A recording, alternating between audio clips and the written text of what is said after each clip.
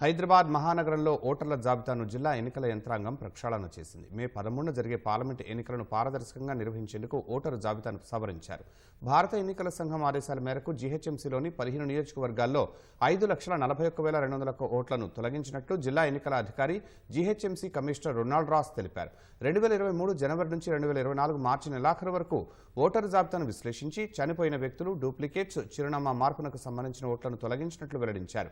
అందులో చనిపోయిన వారి పేరిట ఉన్న 47,141 ఓట్లు, చిరునామాలో లేని 4,39,000 ఓట్లు, 54,259 డూప్లికేట్ ఓట్లు ఉన్నట్లు రొనాల్డ్ రాస్ స్పష్టం చేశారు. అలాగే వేర్వేరు పోలింగ్ స్టేషన్లలో ఉన్న కుటుంబ సభ్యుల వివరాలను సేకరించి వారిని ఒకే పోలింగ్ కేంద్రం పరిధిలోకి తీసుకొచ్చి ఓటు వేసేలా 3,78,713 మంది ఓట్లను సవరించినట్లు పేర్కొన్నారు.